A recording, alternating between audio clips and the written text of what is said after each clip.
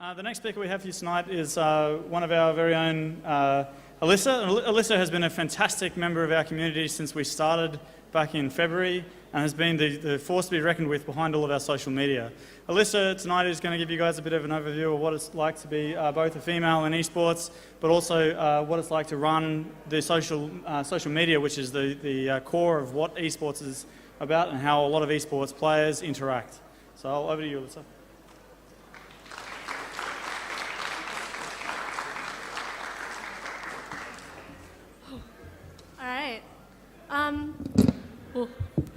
Hi everyone, my name is Alyssa. I'm 18 years old and I'm one of the social media managers for QUT Esports, like Mike said.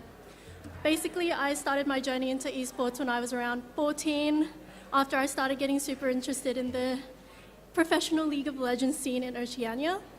I had been on Twitter for a while before that, just tweeting about League of Legends and, keeping up with the international scene before the oceanic scene was a thing. And over time, a few people who worked for esports organizations actually followed me onto my Twitter, and I eventually built up friendships with them, which was really nice. I didn't know at that time what I was getting into, but I'm actually super glad that becoming interested in esports was one of the best decisions of my life. So for my 15th birthday, I went down to Melbourne to celebrate. And during my stay down there, I was actually invited to spectate a League of Legends LAN tournament at an internet cafe. And I got a chance to meet Brandon, who plays for Legacy Esports. His IGN is Claire. And Legacy Esports is one of the biggest esports organizations in Australia. I also got a chance to meet James and Mackenzie, who were two people that were very, very involved in the esports scene in Australia at that time. So after I got back to Brisbane, I was just super keen to dive right into working in esports, and it just kind of became my dream job.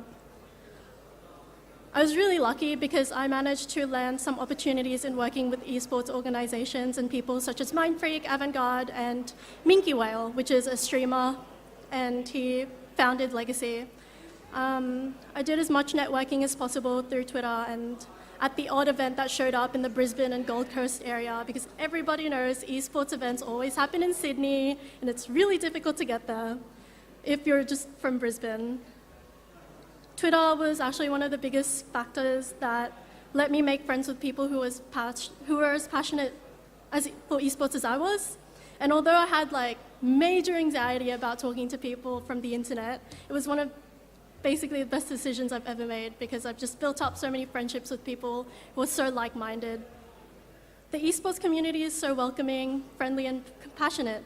It's like a big happy family, and in a way, QUT Esports really helped me find my family, and I'm grateful to have met so many amazing people at such an early stage in my life.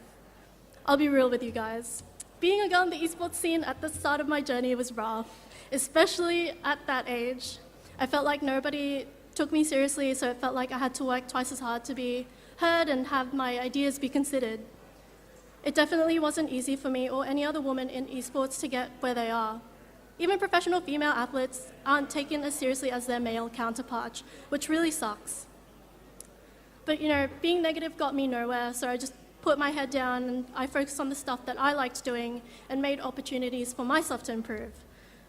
Females who are involved in esports still get rumors floating around about them, but the people who matter really don't care about what some random kid who plays COD says online.